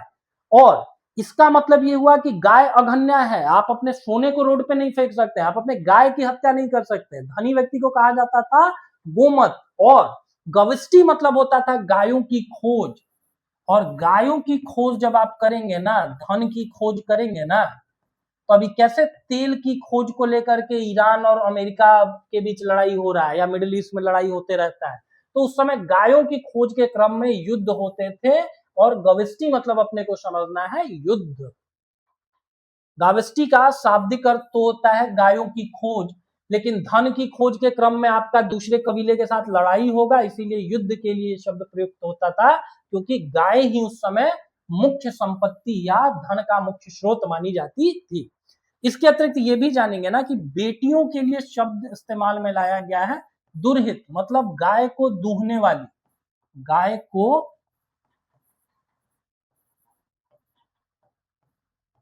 दूहने वाली, ठीक है। मतलब घर की जो बेटी है, आप देखेंगे कि गाय कभी कभी बिदकती है, वो दूध नहीं देती है, तो बहुत उसको सहला करके, उसको पुचकार करके उससे दूध निकालते हैं ग्वाले। ठीक वैसे ही दुर्हित मतलब गाय को दूहने वाली, तो इसके दो मतलब निकलते हैं, एक तो बेटी, दूसरा बुद्धिवान, बुद्धि या प्रज्ञावान, चालाक व्यक्ति, बुद्धिवान। मतलब गाय अगर बिदकी भी हुई है तो उसको आपको सहला करके किस तरीके से आप दूध या दूध आप हासिल कर सकते हैं, इसीलिए दुर्हित शब्द को भी जानेंगे। क्या हम लोगों ने सीखा, धन मतलब गाय, गोमत मतलब धनी व्यक्ति, अघन्या मतलब गाय की हत्या नहीं कर सकते हैं, गविष्टि मतलब गाय की खोज, और गाय की खोजों के क्रम में युद्ध भी होते होंगे। उसके अतिरिक्त दुर्हित मतलब गाय को दूहने वाली बेटी या बुद्धिमान। कौन सा वेद है जो दो प्रमुख शाखाओं कृष्ण और शुक्ल में विभाजित है। कृष्ण मतलब होता है काला, और शुक्ल मतलब होता है सफेद। चंद्रमा के बारे में हम लोग क्या जानते हैं कि भाई चंद्रमा क्या होता है कि एकदम छोटा सा अमावस्या और धीरे धीरे उसका साइज बढ़ता है पूर्णिमा तक, और पूर्णिमा के बाद फिर उसका साइज घट के अमावस्या पे एकदम छोटा हो जाता है, विजिबल भी नहीं होता है, ठीक है। तो यजुर्वेद एक ऐसा वेद है जिसमें अनुष्ठानों की बात की गई है, ठीक है, अनुष्ठानों की बात की गई है। और एक चीज आप जानेंगे कि हम लोगों ने क्या पढ़ा हुआ है, और वेदांग, वेदांग मतलब वो कल्प वाली चीजें हो गई, ठीक है। कल्प मतलब समय होता है कि एक पर्टिकुलर समय पे ही एक पर्टिकुलर मंत्र का आप जाप करेंगे तो वो आपके लिए लाभकारी होगा। जैसे सूर्य देवता का अगर आपको आह्वान करना है तो भाई दिन में ही करेंगे ना, रात में कर लिए तो चंद्रमा देवता आ जाएंगे, ठीक है। तो एक पर्टिकुलर बुक का अध्ययन एक पर्टिकुलर समय पे ही करने पे, एक पर्टिकुलर सुटेबल समय पे ही करने पे वो लाभकारी सिद्ध होगा। तो यजुर्वेद में बताया गया है यज्ञ से संबंधित अनुष्ठान या और भी जितने विधि विधान है, और किसी देवता से संबंधित विधि विधान जो होगा उसका एक समय होगा। हो सकता है कि कुछ को आप कृष्ण पक्ष में करे, कुछ को शुक्ल पक्ष में करे, ठीक है। जो तामसिक प्रवृत्ति के लोग होते हैं, या जो लोग भी आप देखेंगे बहुत सारे तंत्रयान वगैरह में क्या होता है, अंधेरे को बुरा नहीं माना जाता है बुद्धिज्म के, तो ऐसे लोगों के लिए कृष्ण पक्ष अच्छा होता है। तो सिमिलरली जो वेद है, ऐसा वेद जो दो भागों में डिवाइडेड था, वो यजुर्वेद था, ठीक है। यजुर्वेद दो शाखाओं में विभाजित, कृष्ण और शुक्ल, कृष्ण मतलब काला, शुक्ल मतलब गोरा। और यजुर्वेद का थीम क्या है, यज्ञ विधियों की संरचना और व्याख्या, ठीक है। एक और चीज जानेंगे, कुछ और चीजों पे बात करते हैं। वेद त्रयी किनको कहा जाता है, वेद त्रयी किनको कहा जाता है, तो ऋग्वेद, सामवेद और यजुर्वेद को कहा जाता है वेद त्रयी। बहुत से लोग क्या करते हैं ना कि अथर्व वेद को ओरिजिनल वेद का पार्ट भी नहीं मानते। वेद त्रयी, त्रयी मतलब तीन, तीन वेद मतलब तीन इंपॉर्टेंट वेद, ऋग्वेद, ऋग्वेद के बहुत सारे श्लोकों को गाने का रूप दे दिया गया, वो सामवेद हो गया। और फिर यजुर्वेद में अनुष्ठान और विधि विधान बताए गए हैं, यज्ञ इत्यादि। राजसूय क्या टर्म है, ठीक है, वैदिक कालखंड में। तो हम लोगों को पता है कि राजा क्या करता था, तीन रिचुअल्स करता था। एक था राजसू, राजसू यज्ञ अगर आप परफॉर्म कर लेंगे तो माना जाएगा कि आप राजा को चमत्कारी शक्तियां मिलेंगी, चमत्कारिक शक्तियां मिलेंगी। किस किस ने कर रखा था, तो महाभारत जाकर के देखेंगे तो युधिष्ठिर ने किया हुआ था, या इवन विश्वामित्र ने भी किया हुआ था। विश्वामित्र जिन्होंने गायत्री मंत्र की रचना की है, गायत्री मंत्र ऋग्वेद के थर्ड वाले मंडल या थर्ड वाले चैप्टर में है, उन्होंने भी राजसूय यज्ञ कर रखा था। तो एक तो रिचुअल राजसूय यज्ञ, राजसूय यज्ञ करने से आपको चमत्कारी शक्तियां मिलेंगी। दूसरा अश्वमेध यज्ञ, राजा का घोड़ा छोड़ा जाएगा और जिस जिस क्षेत्र से वो गुजरा और किसी दूसरे राजा ने उसको नहीं पकड़ा, तो फिर माना जाएगा कि वो जो दूसरा राजा है वो कमजोर है, वो पहले वाले राजा जिनका घोड़ा है उनकी ऑथोरिटी, उनकी सत्ता को स्वीकार करता है। देखेंगे तो भगवान राम ने किया हुआ था अश्वमेध यज्ञ, और उनके अश्वमेध यज्ञ का घोड़ा और किन्हीं ने नहीं बल्कि उनके ही दो सुपुत्रों लव और कुश ने पकड़ लिया, ठीक है। तीसरा जो रिचुअल है वो है वाजपेय, ये रथ का दौड़ होता था, ठीक है। तो चमत्कारी शक्तियां मिलती थी राजसूय से। अश्वमेध से माना जाता था कि भाई आपका जो ज्योग्राफिकल, आपका जो राज्य की भौगोलिक सीमा है उसका विस्तार होगा। और वाजपेय यज्ञ एक तरीके से शक्ति प्रदर्शन था, रथ दौड़ होता था जिसमें राजा अपने सगे संबंधियों को पछाड़ देता था। हालांकि मेरा ऐसा व्यक्तिगत तौर से मानना है कि राजा को अच्छा रथ मिलता होगा, अच्छे घोड़े मिलते होंगे, और जो उनके सगे संबंधी होते होंगे उनको म्यूल या खच्चर दे दिए जाते होंगे, कमजोर रथ दिया जाता होगा, ठीक है। तो राजसूय मतलब क्या हो गया, युद्ध नीति नहीं हुआ, कर प्रणाली नहीं हुआ, शिक्षक संस्थान नहीं हुआ, बल्कि राजकीय यज्ञ हुआ। तीन प्रमुख राजकीय यज्ञों में से एक तो राजसूय हो गया, दूसरा अश्वमेध हो गया, और तीसरा वाजपेय हो गया, ठीक है। राजसूय जो यज्ञ है वैदिक अनुष्ठान था जो राजा की सार्वभौमिक सत्ता स्थापित करने के लिए किया जाता था। और एनसीईआरटी लिखता है कि माना जाता था कि इसको परफॉर्म करने के बाद आपको चमत्कारिक शक्तियां मिल जाएंगी, ठीक है। उत्तर वैदिक काल में किस प्रकार की सामाजिक संरचना उभरी, जनजातीय समानता मोटे तौर पर देखिए तो ये वैदिक कालखंड का या ऋग्वेदिक कालखंड की विशेषता हो सकती है, 1500 से लेके 1000 बीसी। उत्तर वैदिक मतलब अपने को समझना है 1000 बीसी से लेकर के 600 बीसी। जनजातीय समानता क्यों थी ऋग्वेदिक कालखंड में, क्योंकि राजा कोई बहुत प्रभावशाली व्यक्ति नहीं था, उसको हर काम अपने कबीले से पूछ करके करना पड़ता था, जिसके लिए 4 राजनीतिक संस्थाएं थी, सभा, समिति, वीदथ और गण, ठीक है। तो उत्तर वैदिक कालखंड आते आते वीदथ और गण जैसी संस्थाओं को नष्ट कर दिया गया, और सभा और जो समिति थी ना उसके ऊपर जो इलीट लोग थे, जो ब्राह्मण और क्षत्रिय लोग थे, उनका पूर्णतया कब्जा हो गया, ठीक है। मातृसत्तात्मक समाज, मातृसत्तात्मक राजवंश के तौर पर कौन से जाने जाते हैं, सातवाहन जाने जाते हैं, बहुत आगे की कहानी है। सामंती प्रणाली उस समय डेवलप नहीं हुआ था, ठीक है, तो ये भी गलत है, ये भी गलत है। राइट आंसर हो गया जाति आधारित समाज। उत्तर वैदिक काल में वर्ण व्यवस्था अधिक कठोर हो गई थी और सामाजिक विभाजन जन्म आधारित होने लगे थे। इस चीज को जानेंगे। ये भी जानेंगे कि वैदिक कालखंड में जो व्यवस्था थी उसको कहा जाता था वर्ण व्यवस्था। ये शोषणकारी व्यवस्था नहीं थी, इसमें एक ही घर में एक क्षत्रिय, एक ब्राह्मण, एक वैश्य और एक शूद्र हो सकते थे। जो नॉलेजेबल आदमी है वो ब्राह्मण होंगे, जो सेवा भाव रखेंगे वो शूद्र होंगे, जो बिजनेस करेंगे वो वैश्य होंगे। इसको उत्तर वैदिक कालखंड आते आते एक सामाजिक बुराई से रिप्लेस कर दिया गया वर्ण व्यवस्था को, जो थी जाति व्यवस्था, जिसमें अब कहा गया कि भाई राजा का बेटा राजा होगा, क्षत्रिय का बेटा क्षत्रिय होगा। हो सकता है दुनिया का सबसे डरपोक आदमी हो लेकिन फिर भी वो सिपाही बनेगा। हो सकता है कि ब्राह्मण के बेटे के पास चुटकी भर भी नॉलेज ना हो लेकिन वो क्या होगा, वो पुरोहित के पद पर पदस्थापित होगा, ठीक है। इस वर्णा सिस्टम को, वैदिक कालखंड के वर्णा सिस्टम को महात्मा गांधी तक ने सपोर्ट किया हुआ है और ये शोषणकारी व्यवस्था सच नहीं थी, ठीक है। जाति आधारित व्यवस्था कब डेवलप हुई है? उत्तर वैदिक। उत्तर वैदिक मतलब 1000 से लेकर के 600 बीसी, ठीक है। ऋग्वेद में दास राज्य शब्द किससे संबंधित है? क्या ये कोई यज्ञ था, देवताओं और असुरों के बीच का युद्ध था, वैदिक ग्रंथों का विभाजन था? नहीं, ये 10 राजाओं के बीच का युद्ध हुआ है। एक तरफ से जो आर्यन लोग थे उसको लीड किया गया है राजा सुदास के द्वारा, और सामने उनके 10 जो थे राजा दूसरे थे, ठीक है, 10 दूसरे किंग्स थे।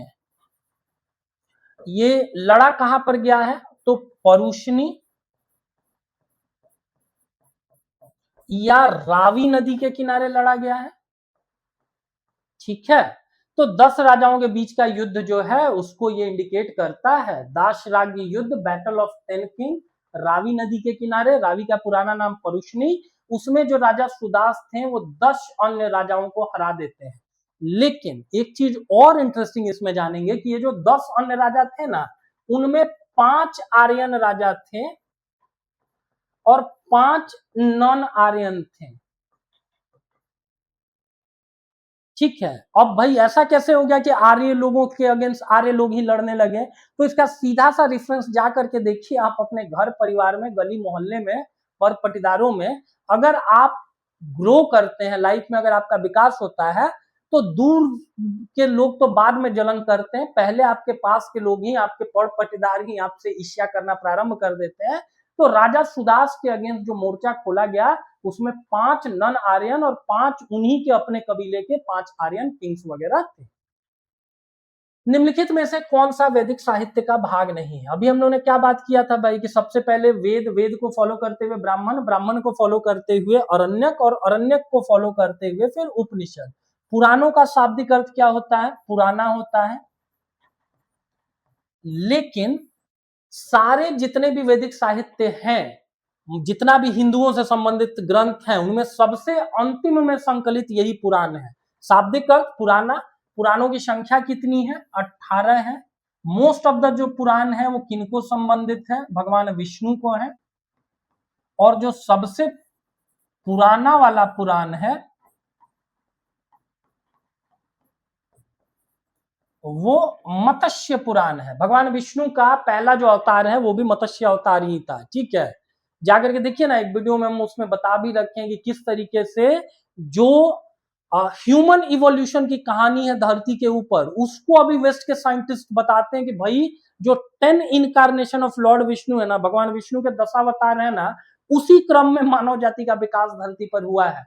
जाके देखिए कि धरती पर पहला जीव जिसका उद्भव हुआ है वो मत्स्य है, मछली है, ठीक है। उसके बाद देखेंगे तो फिर देखेंगे वही वाला क्रम है। यहाँ हम अपने को बस एमसीक्यू तक कॉन्फाइंड करेंगे, नहीं तो चीजें बहुत लंबी हो जाएंगी। पुराण उत्तर वैदिक साहित्य का हिस्सा है। अंतिम रूप से इनका संकलन किस कालखंड में हुआ है, ये भी एग्जाम में पूछते हैं, तो गुप्त कालखंड में। जबकि संहिता, आरण्यक, ब्राह्मण और उपनिषद क्या है? वैदिक साहित्य का हिस्सा है, ठीक है। वैदिक साहित्य को भी 2 हिस्सों में हम लोग बांटते थे। एक को कहा जाता था श्रुति, श्रुति, मतलब सुनना, और दूसरे को कहा जाता था स्मृति, जैसे मनुस्मृति। ठीक है, लास्ट क्वेश्चन आज का 21वां नंबर क्वेश्चन देखेंगे। निम्नलिखित ग्रंथों को उनके रचना काल के आधार पर प्राचीन से नवीन में व्यवस्थित कीजिए। ठीक है, उरुभंगम है, रघुवंशम है, नागानंद है और राजतरंगिणी है। आपको बताना है कि इन 4 किताबों में से कौन किताब सबसे पहले लिखा गया, फिर कौन सा लिखा गया, फिर कौन सा लिखा गया, फिर कौन सा लिखा गया। राजतरंगिणी किसने लिखा है? कलहन ने लिखा है। यही कलहन की जगह विलहन होता ना, तो विलहन ने लिखा हुआ है विक्रमांक देव चरित, विक्रमांक देव चरित। ठीक है, ये 12वीं शताब्दी की लिखी हुई किताब है, 12वीं शताब्दी की किताब है, और जम्मू एंड कश्मीर, जो कश्मीर का इतिहास है, उसके ऊपर ये लिखी गई। नागानंद लिखा गया है हर्षवर्धन के द्वारा। हर्षवर्धन का कालखंड था 606 से लेकर के 647 एडी तक, मतलब 7वीं शताब्दी।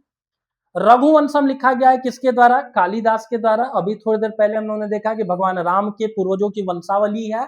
इसका मतलब ये हुआ कि अगर वो चंद्रगुप्त विक्रमादित्य के राज दरबार में थे, और चंद्रगुप्त विक्रमादित्य 375 से 415 एडी तक शासन करते होंगे, तो इसका मतलब ये हुआ कि 4वीं और 5वीं शताब्दी में लिखी गई किताब होगी Raghuvamsham, 4th and 5th century. उरुभंगम किसने लिखा है? उरुभंगम भास ने लिखा है। ठीक है, और कालिदास अपनी बहुत सारी किताबों का जो प्रीफिक्स होता है, जो उसकी भूमिका होती है, उसमें लिखते हैं कि भाई काश हम महर्षि भास जितना अच्छा लिख पाते हैं, और अगर हम बार बार इच्छा कर रहे हैं कि काश हम उनके जितना अच्छा लिख पाते ना, इसका मतलब वो व्यक्ति मेरे से पहले एग्जिस्ट करता होगा। कभी आप थोड़े बोलेंगे कि सचिन तेंदुलकर ने विराट कोहली को देख के स्ट्रेट ड्राइव मारना सीखा, क्योंकि सचिन तेंदुलकर पहले एग्जिस्ट करते थे। कभी आप थोड़े बोलेंगे कि सचिन तेंदुलकर को देख के सुनील गावस्कर साहब ने स्ट्रेट ड्राइव मारना सीखा। तो अगर हम इस चीज को लेकर ऑब्लाइज है, कालिदास ऑब्लाइज है कि भाई काश हम भास जितना अच्छा लिख पाते, इसका मतलब भास पहले एग्जिस्ट करते होंगे। तो अब अरेंज कर लीजिए, माना जाता है कि भास कभी 2री 3री शताब्दी में रहे होंगे, तो इसको फॉलो करता हुआ 4था 5वां, उसको फॉलो करता हुआ 7वां, और फिर 12वां। ठीक है, तो इसका मतलब ये ऑर्डर 1 2 3 4 ही होगा। ए में ही आपको ये ऑर्डर मिल जाएगा, 1 2 3 4। उरुभंगम किसने लिखा हुआ है? भास ने लिखा हुआ है, 2री और 3री शताब्दी का है। उरु मतलब होता है जांग, जांग। भंगम मतलब तोड़ना। किसकी जांग महाभारत में तोड़ी गई थी? दुर्योधन की। तो ये दुर्योधन के जांग को तोड़ने की कहानी है। ठीक है, रघुवंशम किसकी कहानी है? रघुवंश की कहानी है। भगवान राम का जो वंश था वो रघुवंश था, और कालिदास किस युग के हैं? तो गुप्तकालीन है। ठीक है, नागानंद किसने लिखा हुआ है? तो ये हर्षवर्धन ने लिखा हुआ है। किसकी कहानी है? तो ये कहानी है गरुड़ की, नागों की, प्लस राजा जिमुतवाहन की। वही जिमुतवाहन जिनके नाम पर बिहार में एक फेस्टिवल मनाया जाता है, विच इज कॉल्ड जिउतिया। कहानी कुछ ऐसी होती है कि गरुड़ और नाग, इन दोनों के पिता एक थे, माता अलग अलग थी। नाग बहुत बड़ी संख्या में थे, और जो गरुड़ थे वो इकलौते अपनी माता की संतान थे। ठीक है, तो वही सारी कहानी बताई गई है किस बुक में? तो नागानंद में। ठीक है, राजतरंगिणी लिखा किसने है? कलहन, 12वीं शताब्दी में। कश्मीर का ये इतिहास है। ठीक है, तो इतने ही क्वेश्चन आज के सेशन में हम लोगों ने देखे। ठीक है, इन्हीं क्वेश्चंस को ठीक से रिवाइज करिए। हम चाहते हैं कि 50 कम से कम अच्छे बच्चों के ऊपर हम ध्यान दें। ठीक है, दैट्स द एग्जैक्ट रीजन कि उस ग्रुप में मोर और लेस 50 के आसपास ही हम लेंगे बच्चों को। और नेक्स्ट चैप्टर फिर कल एक 20 MCQs का सेशन हम लोग करेंगे साइंस का, और 20 MCQs का सेशन हम लोग कर रहे होंगे हिस्ट्री का। ठीक है, अगर इसका आपको PDF चाहिए, और अगर आप उस ग्रुप से जुड़ना चाहते हैं, ठीक है, अगर आपको लगता है कि ऐसे ही अगर 2000 अच्छे क्वेश्चंस का आपके पास डिटेल्ड सॉल्यूशन हो, मतलब YouTube पे क्लास तो करिए ही करिए, क्लास तो करिए ही करिए, बट कई बार क्या होता है ना कि लास्ट के समय में आप अपनी प्रज्ञा के हिसाब से रिवाइज करना चाहेंगे, तो उस समय पीडीएफ बहुत जल्दी आप आंखों के सामने से गुजार लेंगे, चीजें अच्छी होंगी, फॉन्ट भी बड़ा रखा गया है ताकि आपकी आंखों पर जोर नहीं आए। तो उस ग्रुप में अगर आपको ऐड होना है तो 9608053973 पर एक बार मैसेज कर देंगे, और ये भी मैसेज कर देंगे कि आपने मेरे चैनल को सब्सक्राइब किया हुआ है, 4-5 और लोगों के थ्रू सब्सक्राइब करवा देंगे तो that would be such a great thing. Again thanks for watching, पढ़ते रहिए बिकॉज इस बार सीट्स बहुत ज्यादा है, और पढ़ने के पहले एक काम करिए कि जाके फॉर्म भर लीजिए, ठीक है। लास्ट टाइम में देखिए आखिरी रोटी हमेशा खाने का कोई फायदा नहीं होता है, and that's the exact reason कि अभी इमीडिएटली आप लोगों को फॉर्म फिलअप करके बैठ जाना चाहिए, निश्चिंत होकर के पढ़िए। फिर अगेन हम रिपीट कर देते हैं कि भाई अच्छे से 2000 एमसीक्यूज में ही लगभग 2000 फैक्ट्स हम आप लोगों को तैयार करवा के देंगे। 4 टॉपिक्स के ऊपर एम्फेसाइज करेंगे, एक तो करंट अफेयर्स हो गया, एक हिस्ट्री हो गया, इसके अतिरिक्त करंट अफेयर्स, हिस्ट्री, साइंस, और वो साइंस भी जो होगा ना वो घटना चक्र आधारित तो आप लोग पढ़ते ही रहे हैं, वो एनसीईआरटी बेस्ड होगा, ठीक है।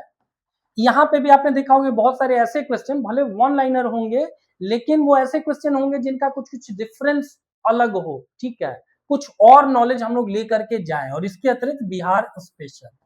तो इन चारों चीजों के ऊपर हम लोग ज्यादा फोकस करेंगे, ज्यादा सेशंस लेकर के आएंगे।